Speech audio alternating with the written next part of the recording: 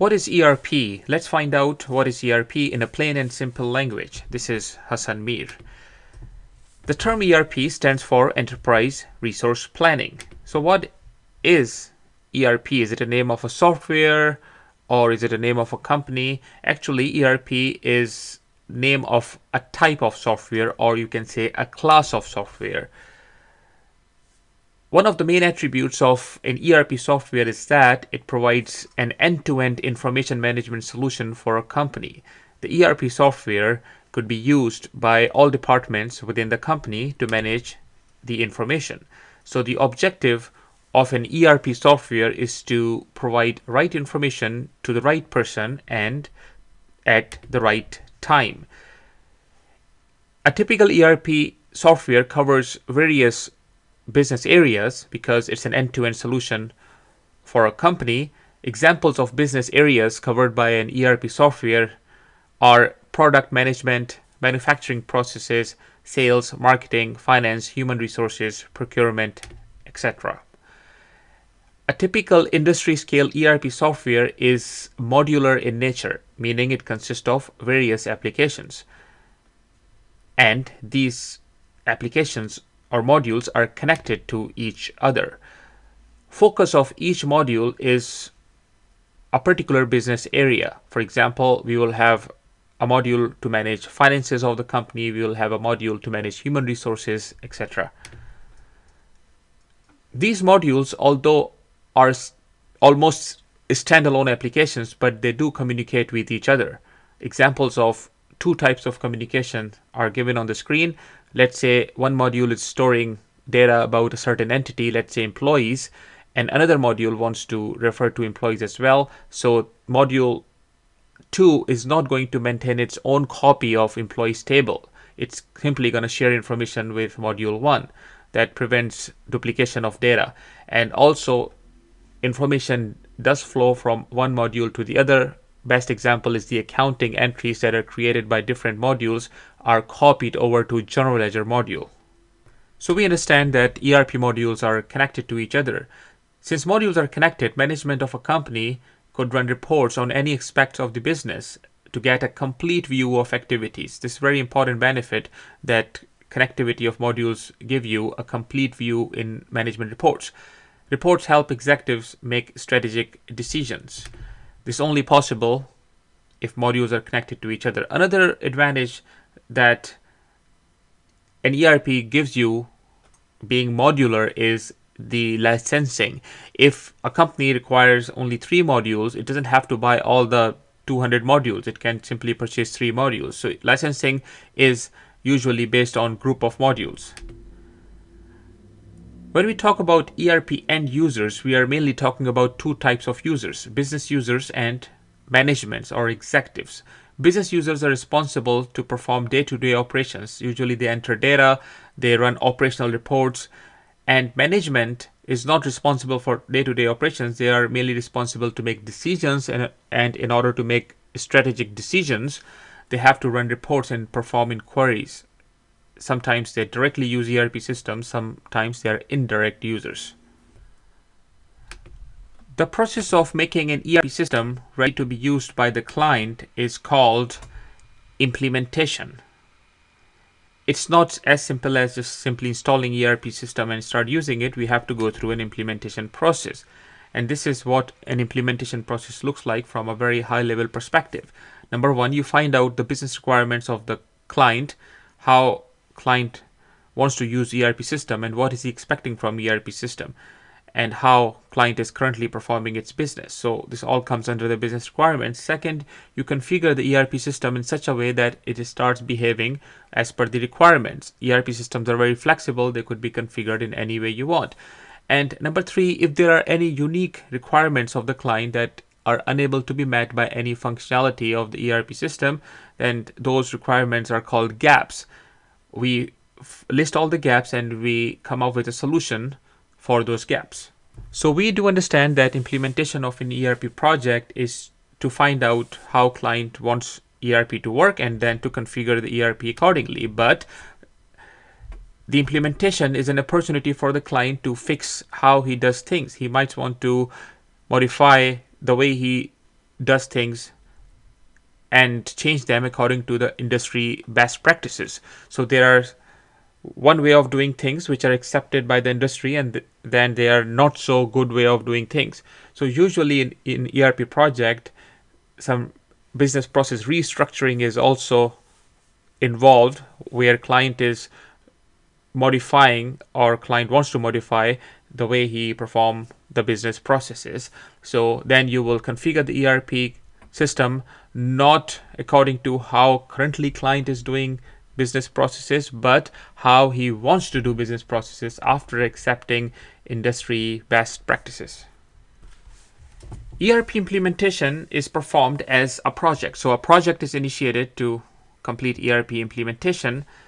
Different roles take place in a typical ERP project. Keep in mind that one role may be filled up by multiple people in a larger project, and one person may fill up multiple roles in a smaller project. So that's why we're talking in terms of roles. So here are the important roles. We have network administrator, operating system administrator, database administrator, ERP system administrator. Then we have a project manager, functional consultant, technical consultant, and business analyst.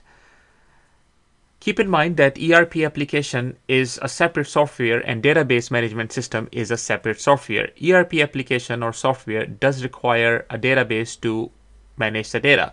ERP system stores data in the database management system, and it retrieves data whenever necessary from the database management system.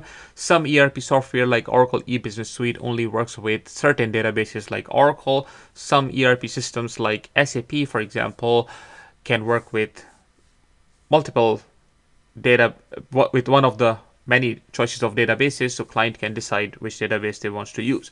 But the bottom line is that ERP system is a separate software, database management system is a separate software. Since we have a database management system in the picture, we need to have a DBA or database administrator. This person is responsible for managing the health of the database as well as the security of the database, including the backups, recovery, and all those functionalities.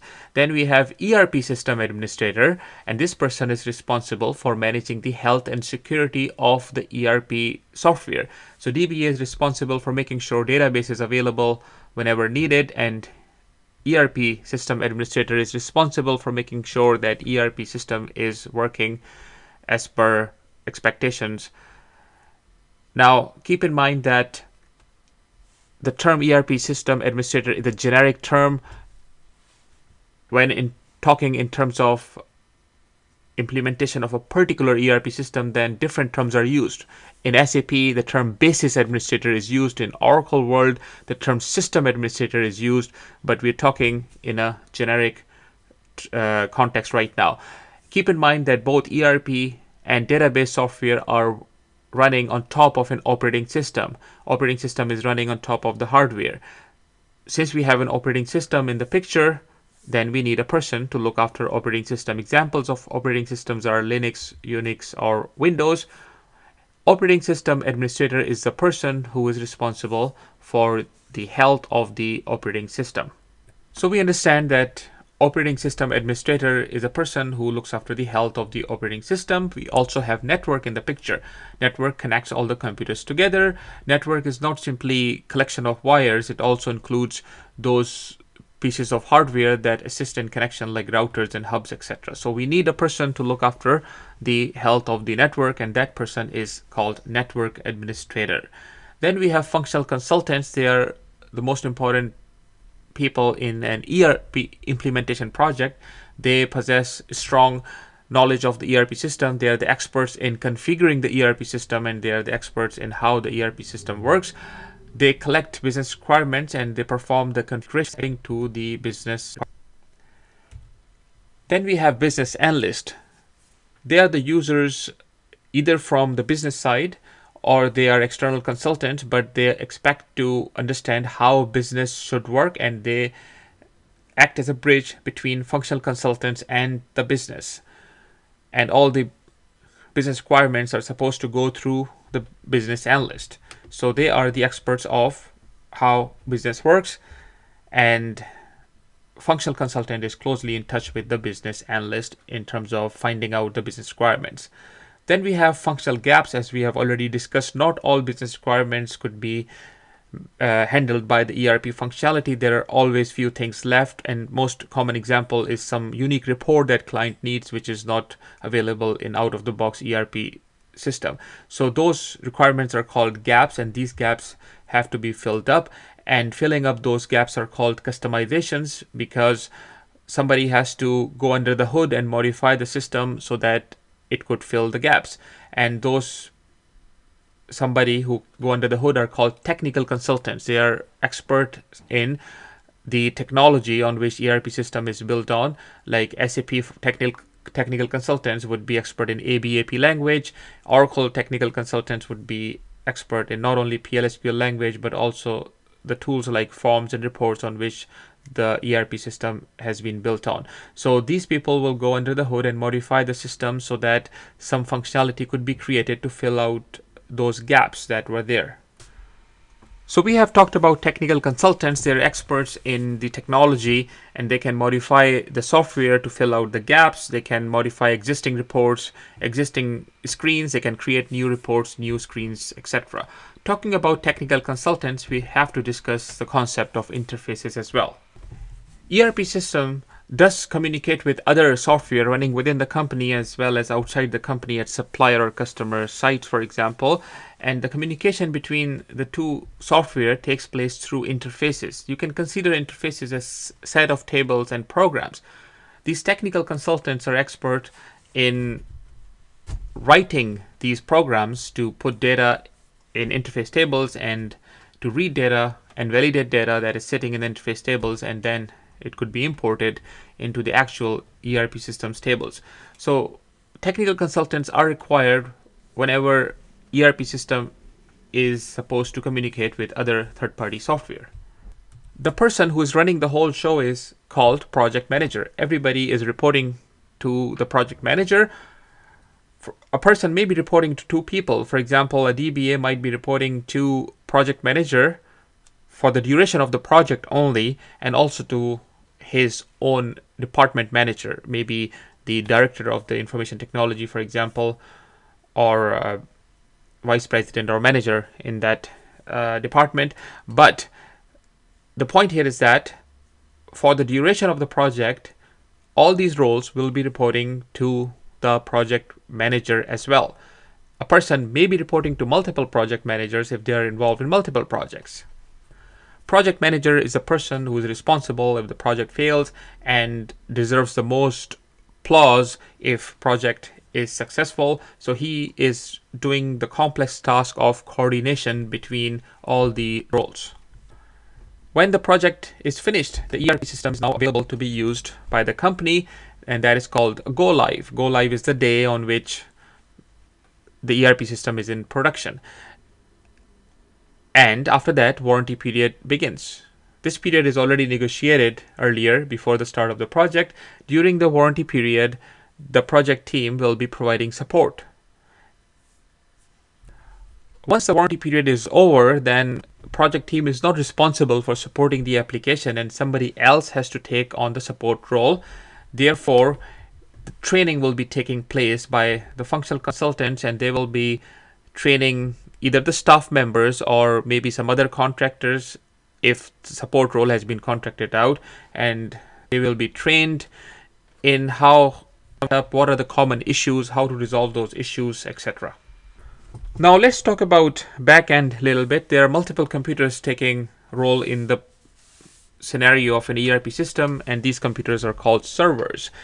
Most modern ERP systems work on a 3-tier environment. On one tier, we have database servers.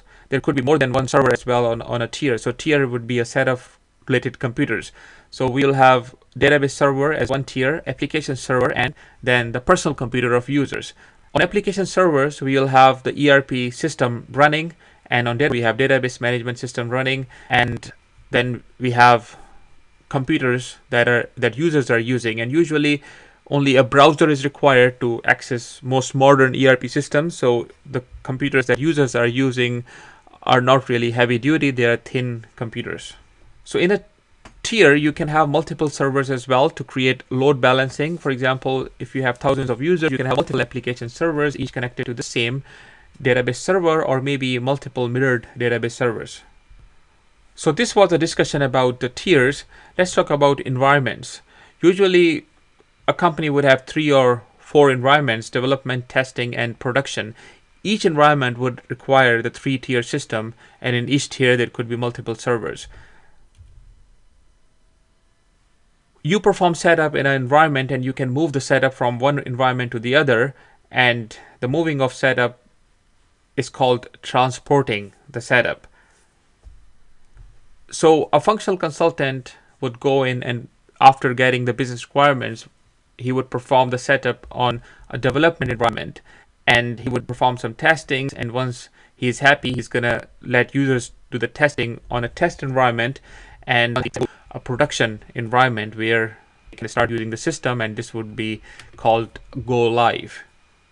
Sometimes a stage environment is also created, and the purpose of stage environment is to reflect what we have in production so that we can troubleshoot critical production related issues. When we have an issue in production, we do not want to start doing things in production directly. We take a copy of the image of production and put in a different environment where we can do experiments and do some troubleshooting. Usually stage is created after going live. So a company could have 4 environments, but definitely 3 are recommended, but 2 is mandatory. You can't just have production. You have to perform the configuration, you have to perform the development and testing on a different environment than in production.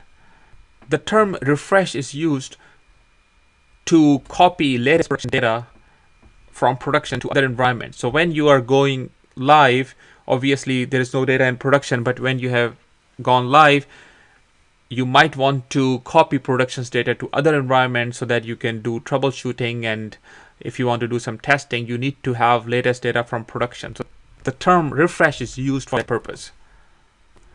So it's not that you go into the company, you find out the business requirements, and you start configuring the system. There is a lot of documentation that is taking place in a project, and here are some examples of the documentation. So all these documents are kept on a central place that is dedicated for that particular project. Examples include project charter. This is created by the project manager. Then we have project plan, requirement gathering document created by functional consultant. Then we have functional mapping documents, configuration document, gap analysis document. All these are created by functional consultants. Then we have functional technical specification documents, test scripts, issue log, period status reports that have to be submitted by all the members. Now let's talk about each in a little bit more detail. So let's start with project charter. This is created by the project manager. This is the starting point of the project. At this point, maybe the team has not even be created, so project manager has to write a project charter. Charter is like a constitution. It is very high level, but it describes the purpose of the project, why it was initiated, what are the risks, what are the dependencies, and who is sponsoring the project, and what do we expect to get out of the project, what is the end date. End date is very important for a project. Project is not a project without an end date. These are the basics of project management. Then we have a project plan, and this is a living document. It keeps on changing, and project plan basically gives a roadmap to everybody else on what to do. What is the role of each person? What are the tasks that each person has to perform? Who is depending on those tasks? And what is the end date for each task? Project manager creates project plan with the help of other team members. Project manager would ask functional consultants, what do you have to do? What are the estimates of time? How many hours going to take? Then project manager will ask technical people, and so on. So simply a coordination work is performed by the project manager. He's not the expert of the ERP system. He's the expert of coordination. Then we have requirement gathering document created by the functional consultant. So as we have already discussed, the first thing functional consultant does is to find out business requirements. This could take weeks or months, and everything has to be documented and signed off by the client. So everybody has to agree, okay, these are the requirements that we want ERP system to deliver in terms of the functionality. Then a functional mapping is performed, for each of the requirement, functional consultant has to provide mapping, meaning he has to say, okay, so this requirement will be fulfilled by this functionality or feature of ERP. This requirement will be fulfilled by this feature, and so on. And at the end, there will be some gaps. So functional consultant has to create a gap document as well. Then, so let's talk about functional mapping document, where functional consultant is providing the mapping between the requirements and the functionality, and then he has to deliver a system configuration document. He has to configure the system, and it's not like he just log into the ERP system and starts performing configuration. The functional consultant, has to deliver in writing what setup he would be doing into the actual system. And this document is called system configuration document. This is the gap analysis document that I was talking about.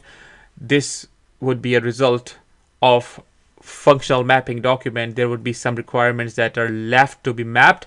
Those will be covered in gap analysis document, and functional consultant will also provide some suggestions on how these gaps could be filled.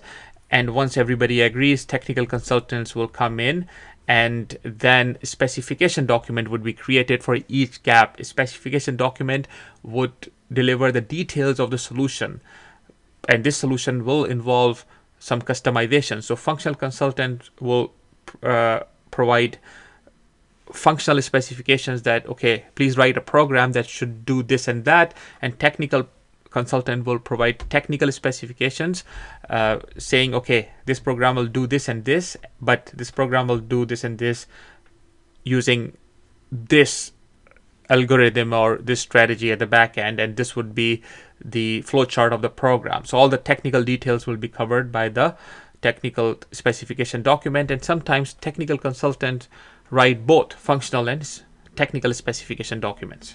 So usually it's a call of a project manager who wants to write which document. Obviously, logically, it has to make sense. Then we have test scripts created by functional consultants and or business analyst, based on if business analyst is an expert of the ERP system or not. We know that functional consultants will be performing configuration on the development environment, and after doing their own testing, they will give the system to users to test on a test environment. Users need to know what they have to do. Test script is a document telling users what to do and how to write the results so that they could be tracked. Some issues will come up as a result of testing, and everything has to be documented, and it's called an issue log document that documents all the issues that are coming up. Project manager is responsible for managing this document. However, he might want to contract this task out to some other helper, but mainly it's a role of project manager. Then we have status reports. Usually in sophisticated projects, written weekly status reports are delivered to the project managers by each member of the project, and these are called status reports. And these status reports will include what has been done last week, what are they expecting to do next week, any issues, any risk they are seeing, any red flags, and so on. Methodology is a series of steps that a person will be taking to implement an ERP software. Methodology is not something that is married to the ERP software. In fact, it is proprietary to the consulting company. One consulting company can use its own methodology to implement the same ERP project that would be implemented using a different methodology by the other consulting company. Methodology can be considered as set of documents and series of steps. So all the important document templates are included in the methodology. For example, project plan, the configuration document, test scripts, and so on. So methodology does give you document templates, but it's not really just the documents. It is a little bit more than that as well. So what is the relationship between methodology and the project plan? So the steps of configuration recommended by the methodology will actually become part of the project plan, because when project manager will ask the functional consultants, give me the steps that you will be taking so that I can note down in the project plan. The functional consultant will take a look at the methodology and he will reply back with a series of steps. So the steps in the methodology will become part of the project plan, but methodology is not the same thing as the project plan. For example, functional consultant may come back to the project manager saying, okay, I have to create these, and this document. So I'll take this, and this much time. And these documents have to be signed off by this, and that person. So all this will become part of the project plan. Again, keep in mind, methodologies are not married to the ERP software. They are married to the consulting companies. There's a term called sign-off that you will hear in an ERP project. Keep in mind that there are some sign-offs that are required on some documents before project can move on. And the sign-off has to be provided by the parties who will be actually responsible for using the system. For example, one sign-off is at a point where configuration has taken place in the test environment, and before we can perform the configuration in the production environment, users have to provide a written sign off saying that they're happy with testing. Otherwise, system cannot move forward and ERP system cannot be implemented in production. So sign off is important at different stages of the project, especially after the testing is finished. Talking about the testing, there will be different types of testing that will take place. As we understand that functional consultants will find out the requirements and they will do the first implementation in the development environment. In the development environment, they will perform two types of testing. Let's talk about unit testing first. Let's say if 3 modules are being implemented, that each module will be tested on its own to make sure it's working fine. So that is unit testing. And once individual module is tested separately, all of these modules will be tested together if they are sharing information properly and data flow is happening properly among modules, and that is called system testing. System testing is more focused on the interconnectivity of all the modules. So once unit testing and system testing has taken place in the development environment, the configuration will be copied over to the test environment where users will perform user acceptance testing. This is a mandatory testing that takes place, and sometimes a little bit training is incorporated as well during user acceptance testing, but it has to be signed off by the user saying that they're happy with the system before ERP system can go into production. And whatever problems come up during UAT, they have to be logged in the issue log, and they have to be fixed before we can go live. And sometimes performance testing takes place on a separate environment or in the same environment once UAT is finished.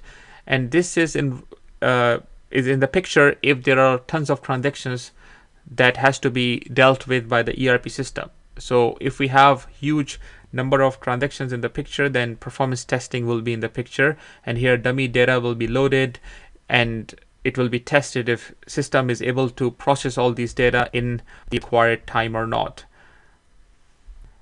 Sometimes data migration is part of the project plan as well.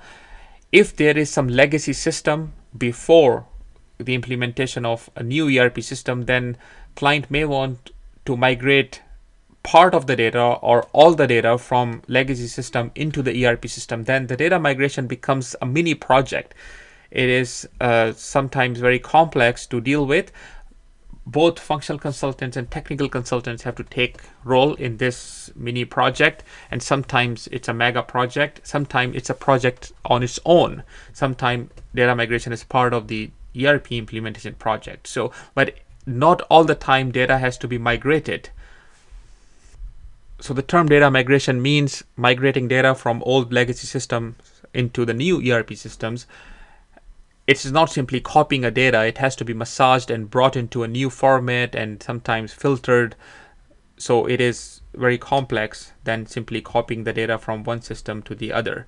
Here are some leading ERP software in the market. We have SAP, always been the market leader, has a largest market share. Then we have Oracle E-Business Suite, PeopleSoft, JD Edwards, and we have Microsoft Great Plains.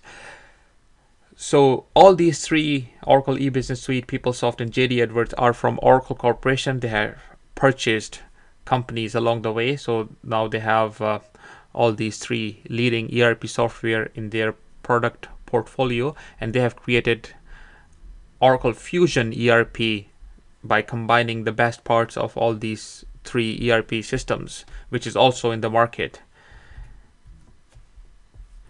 To learn more about Oracle ERP software and to become a functional consultant, please visit my website handsonerp.com, where I provide step-by-step training in how to become a functional consultant of Oracle eBusiness Suite.